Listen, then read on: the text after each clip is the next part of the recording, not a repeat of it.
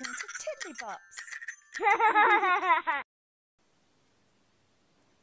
Hello Tiddlyboppers. Today's story, another Christmas story, is called The Best Christmas Ever. It's by Marni McGee and Gavin Scott and published by Little Tiger.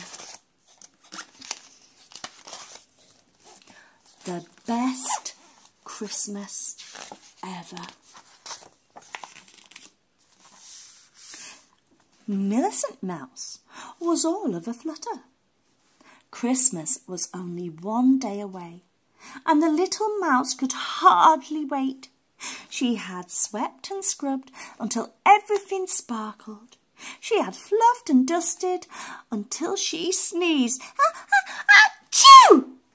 Oh dear. Oh, it is very nice and clean. Have you seen this little mark in a thimble? That's very cute. I bet your grown-ups make sure the house is nice and clean before Christmas, before they get lots of visitors. It does seem to be the way. Millicent gathered apples and nuts from the cellar. Big nuts, bigger nuts, and even bigger nuts. Wow. In a flurry of flour, she baked an apple nut pie. Wow, she's getting lost in the bag. She's that small and the bag's so big. I like to bake gingerbread men and cookies. She poured honey and spices into the kettle, standing on tiptoe, and she sniffed and smiled.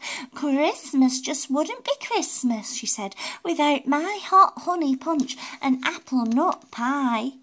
Oh, she looks very happy. She's like a little grandma, and she's got a little routine going on, and she loves to make it every year.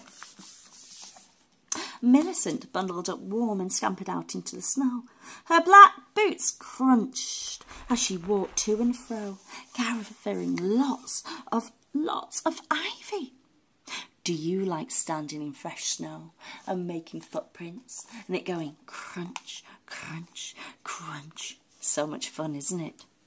Christmas just wouldn't be Christmas, she puffed, without fresh ivy for my wreath and berries to string on my fence. Oh, bless.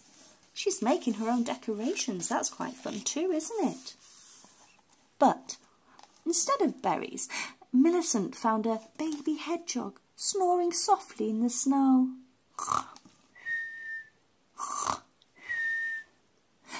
Titty Whiskers, she gasped and tiptoed close. He needs a better nest than that. So she wove all of her ivy into a leafy blanket and gently tucked it around him. Oh, that's so kind of her. Gosh, I wouldn't like to be sleeping outside in the cold, would you?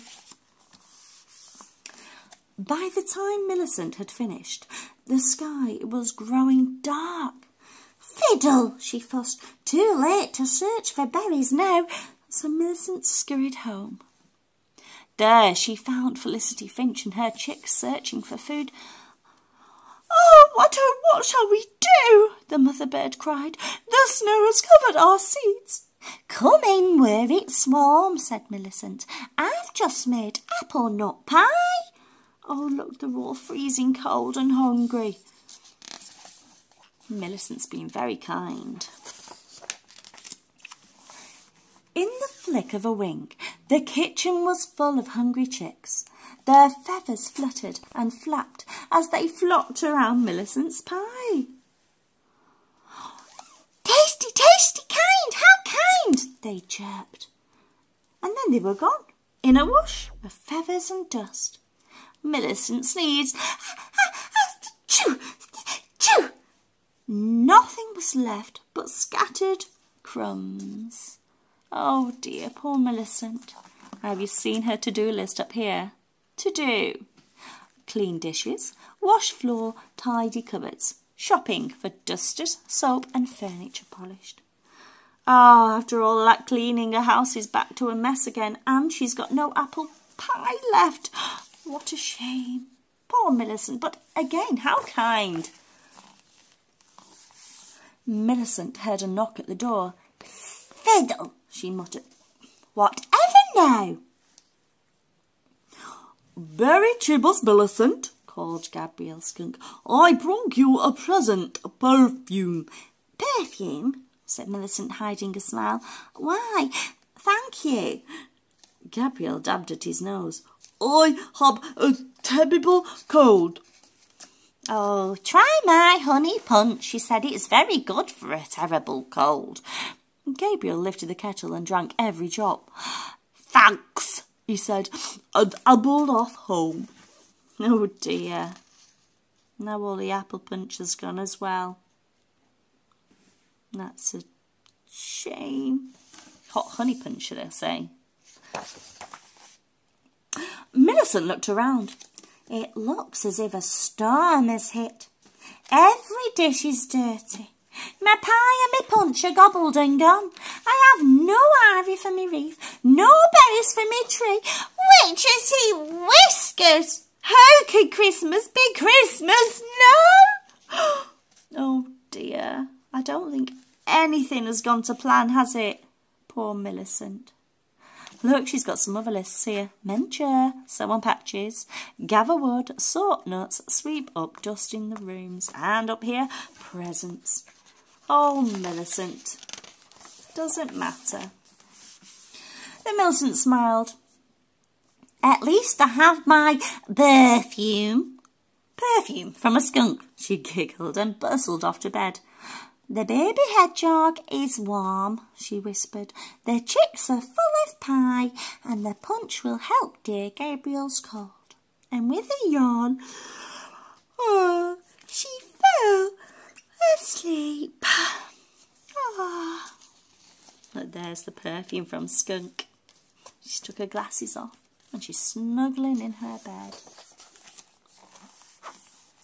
The next morning, Millicent woke to a chorus of cheeps and chirps. Outside were robins, sparrows and finches, and they were all singing for her.